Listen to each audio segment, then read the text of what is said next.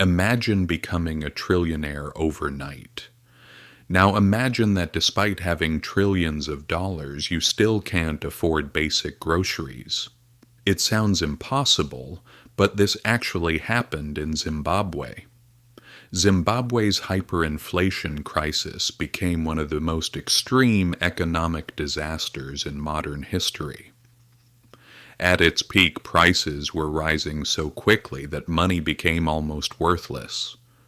The country eventually printed a $100 trillion banknote, creating one of the most famous symbols of economic collapse ever seen. But how did an entire nation reach this point? To understand what happened, we need to go back several years. In the early 2000s, Zimbabwe was facing serious economic challenges. The country had political instability, declining agricultural production, and growing financial problems.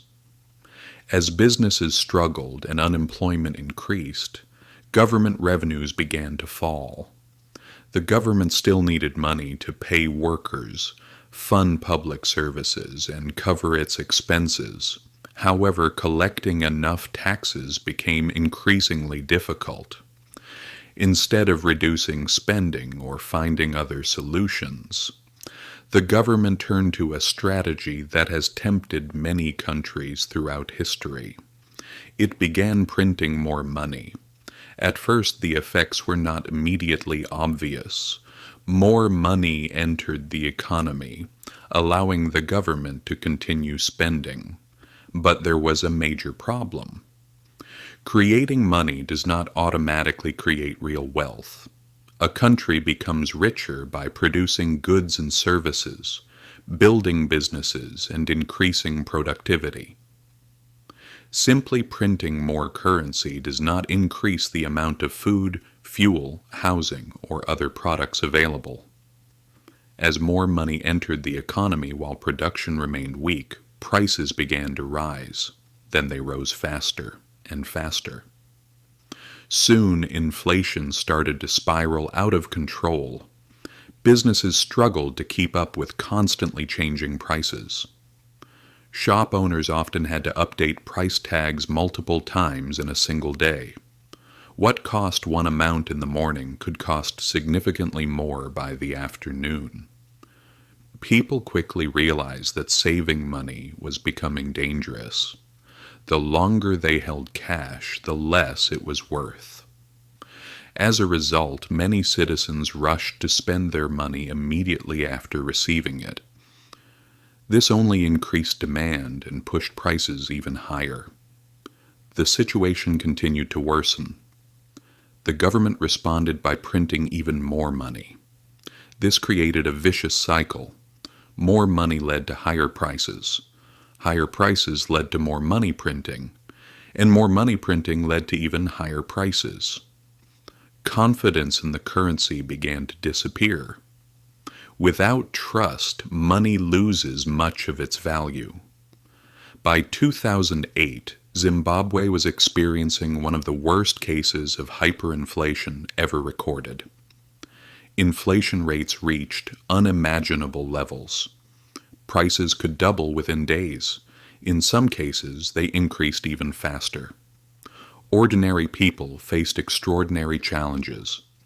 Families struggled to buy basic necessities. Workers found that their salaries became less valuable almost immediately after being paid. Retirees who had spent years saving money watched their savings disappear. For many citizens, everyday life became a constant battle against rising prices. One of the most famous images from this period was the introduction of increasingly large banknotes.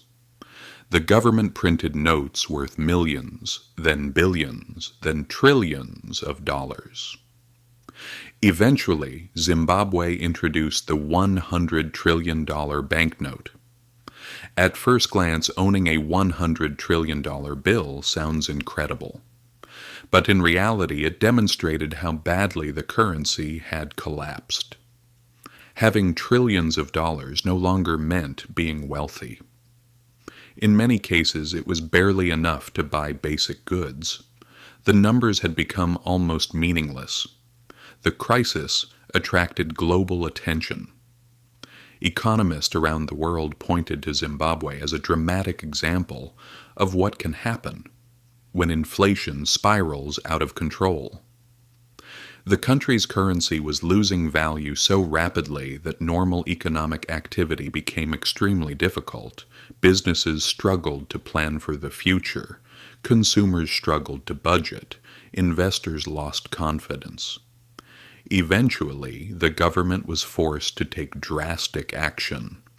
Zimbabwe abandoned its currency and allowed foreign currencies to be used instead. The United States dollar became one of the primary currencies used throughout the country. This helped stabilize prices and restore some confidence to the economy.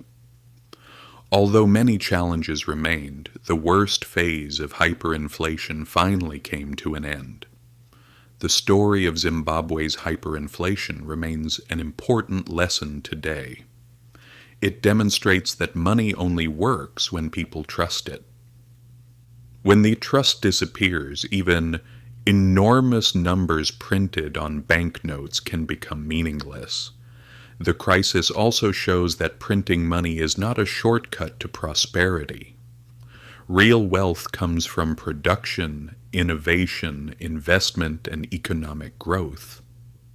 Zimbabwe's $100 trillion note remains one of the most recognizable symbols of economic collapse in modern history. It serves as a reminder that even entire currencies can fail when inflation is allowed to spiral out of control.